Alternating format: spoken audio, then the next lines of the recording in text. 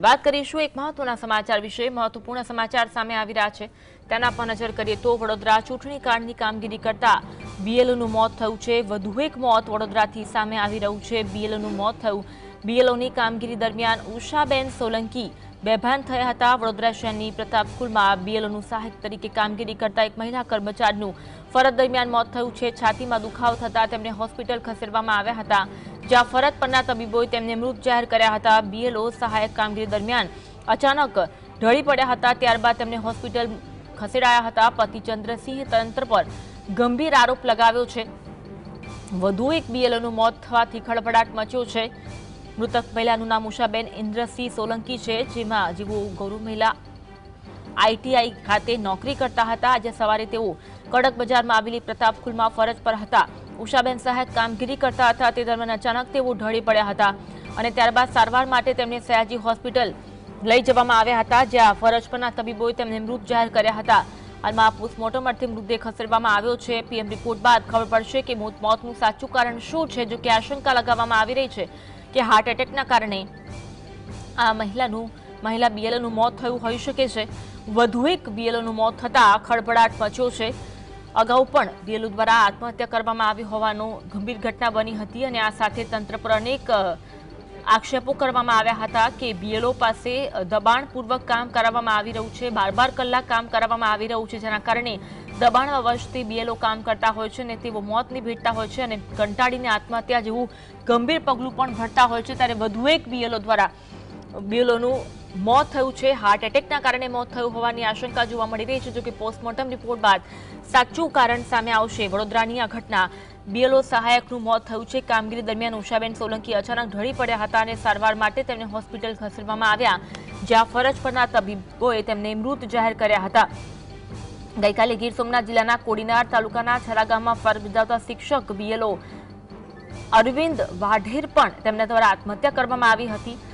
વધુ પડતી કામગીરી તંત્ર દ્વારા કરવામાં આવી રહી છે તેવો આક્ષેપ તેમના દ્વારા લગાવવામાં આવ્યો હતો અને અવારનવાર બીએલઓ દ્વારા આક્ષેપ કરવામાં આવે છે, કહેવામાં આવે છે કે તેમના પાસે વધુ પડતી કામગીરી કરાવવામાં આવે છે, 12 કલાક સુધી કામગીરી કરવામાં આવે છે અને કામનું પ્રેશર ઘણું બધું હોવાના કારણે તેઓ આત્મહત્યા જેવું ગંભીર પગલું પણ ભરતા હોય છે અને વધુ પ્રેશર હોવાના કારણે હાર્ટ એટેક જેવા બનાવો પણ બનતા હોય છે। ત્યારે વધુ એક બીએલઓનું હાર્ટ એટેકથી મોત થયું હોય તેવી ઘટના બની છે।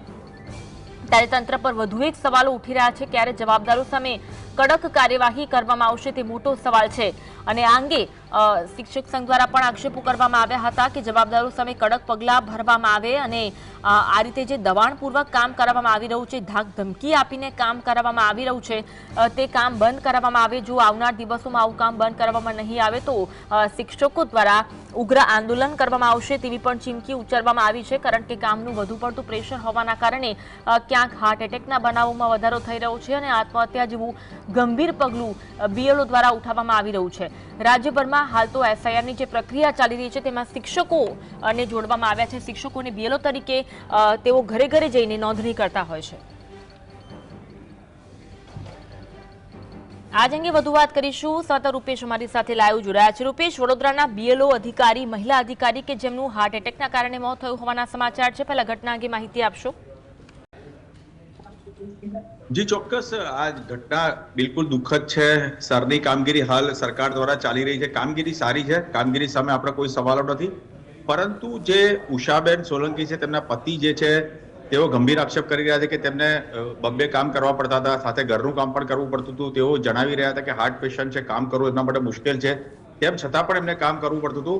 અહીં સૌથી મહત્વની વાત એ આવે છે કે જે 40 નંબરનો જે અનુક્રમ નંબર લખ્યો છે એ 40 નંબરમાં સહાયક તરીકે કાજલબેનનું નામ છે, તો ઉષાબેન કેવી રીતે નોકરી કરતા હતા એ સૌથી મહત્વની વાત આપણે ફરી જણાવી દઉં કે જે લિસ્ટ છે એ લિસ્ટમાં કાજલબેનનું નામ છે, તો ઉષાબેન કેવી રીતે નોકરી આવ્યા?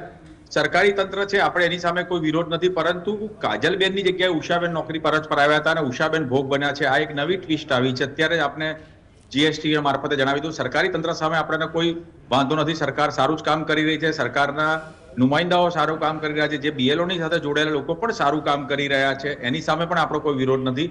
પરંતુ મહત્વની વાત એ છે કે આખરમાં કાજલબેનની જગ્યા પર ઉષાબેન ગયા હોવાની વાત છે। આપને જણાવી દઉં કે કાજલબેનની જગ્યા પર ઉષાબેન ગયા હોવાની વાત છે।